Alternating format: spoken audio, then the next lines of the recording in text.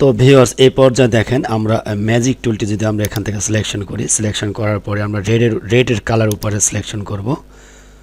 তো red colour উপরে selection করার পরে এই আর্ট পেপারের উপরে যতগুলো সিলেকশন আছে সব কয়টি রেড কালার কিন্তু এখানে ধরে নিয়েছে। ওকে, তো এখানেও দেখুন সাইডেও রেড কালার আছে, কিন্তু এটা ধরে নাই কারণ এটা স্ট্রোক কালারের উপরে আছে। ফিল্টারে যতগুলো স্ট্রোক কালার আছে সবগুলো কিন্তু এখান থেকে ধরে নিয়েছে। ওকে, তো এখান থেকে খেয়াল করুন, আমরা যদি ইন্ডিভিজুয়ালি এই কালারটির উপরে সিলেকশন, ওকে, তো এই পর্যায়ে খেয়াল করুন আমরা আমাদের এখান থেকে লেসো টুলটি প্রেস করব। তো লেসো টুলটি প্রেস করে আমরা যদি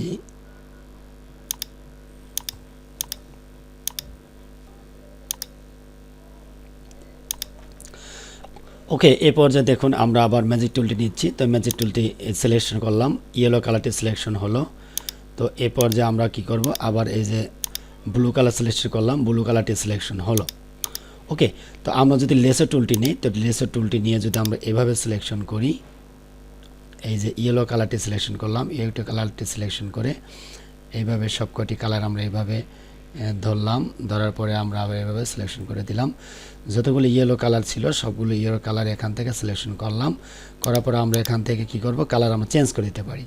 ওকে, আবার দেখুন আমরা কি করব, এভাবে এই যে লেসো টুলটি নিলাম, লেসো টুলটি নিয়ে এই দুইটি আমরা সিলেকশন করলাম। এখন এই দুইটি আমার সিলেকশন করা দরকার, তখন কী করব, শিফট ধরব, শিফট ধরে আমরা আবার এই দুইটি কালার আমরা এখান থেকে সিলেকশন করলাম, এটাও সিলেকশন করব, এটাও সিলেকশন করলাম, তিনটে সিলেকশন করলাম। এখন এইটা আমরা আবার কি করব, আমরা ডিলিট করব। কি করব, এই সিলেকশন থাকা অবস্থায় জাস্ট আমরা অল্টার প্রেস করে জাস্ট এভাবে আমরা সিলেকশন করে দেব, এটা ডিলিট হয়ে যাবে। এভাবে আমরা সিলেকশন করতে পারবো।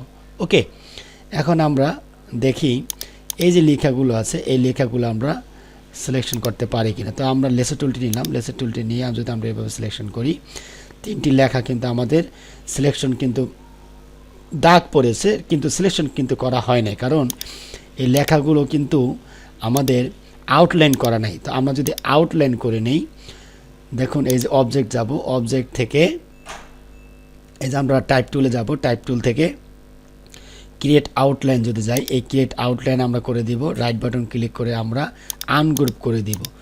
এখন এই যে আমরা ক্রিয়েট আউটলাইন করে দিলাম। এখন যদি আমরা এই যে লেসো টুলটি নিল, লেসো টুলটি নিয়ে যদি আমরা এভাবে সিলেকশন করে দেই, ইন্ডিভিজুয়ালি আমাদের সিলেকশন হবে। আমরা যতগুলো ধরে সিলেকশন করব ততটুকু জায়গা আমাদের সিলেকশন করা হবে। এখন আমরা এই যে ক্লিক করে কালার চেঞ্জটি করে দিলাম। ওকে, ধরুন আমরা এতটুকু জায়গা আমরা সিলেকশন করব, সব পুরোটা সিলেকশন হয়ে যাচ্ছে। জাস্ট লেসো টুল নিয়ে আমরা কি করব, এই টাচ আমরা সিলেকশন করে দিব, টাচ সিলেকশন করে জাস্ট আমরা এখান থেকে কালার করে দিব। এভাবে আমরা কালার চেঞ্জ করতে পারবো। তো আমরা আমাদের ফন্ট যদি চেঞ্জ করতে চাই তা আমাদের ক্রিয়েট আউটলাইন করে নিতে হবে। তো ক্রিয়েট আউটলাইন যদি আমরা না করি তাহলে কিন্তু আমরা করতে পারবো না। তো যখন আমরা ক্রিয়েট আউটলাইন করব না তখন এটা আমাদের কি থাকবে, অবজেক্ট থাকবে। যখন আমরা ক্রিয়েট আউটলাইন করে দেব তখন ফন্টগুলো ভাঙ্গা হয়ে যাবে, তখন আমরা ইন্ডিভিজুয়ালি আমরা ডিজাইন করতে পারবো। এখন যদি আমরা এই যে আনগ্রুপ করে দিই, আনগ্রুপ করে দিয়ে যদি আমরা একটি কালার করে দিই, ইন্ডিভিজুয়ালি আমরা কিন্তু কালার করতে পারবো।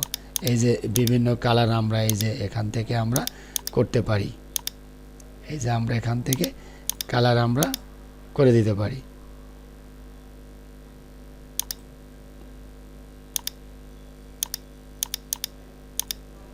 এই যে কালার চেঞ্জ করতে পারি। ওকে,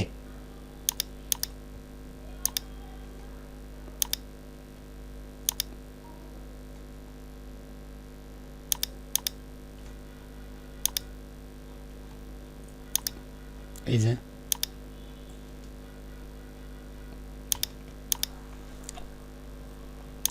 তো ভিউয়ার্স, আশা করি আপনারা বিষয়টা বুঝতে পেরেছেন, টিউটোরিয়ালটি আপনাদের ভালো লেগেছে। তো ভালো লাগলে অবশ্যই লাইক, শেয়ার, কমেন্টস করবেন এবং নেক্সট টিউটোরিয়াল দেখার আমন্ত্রণ জানিয়ে আজকে পর্ব এখানে শেষ করছি। আল্লাহ হাফেজ, থ্যাংক ইউ সো মাচ।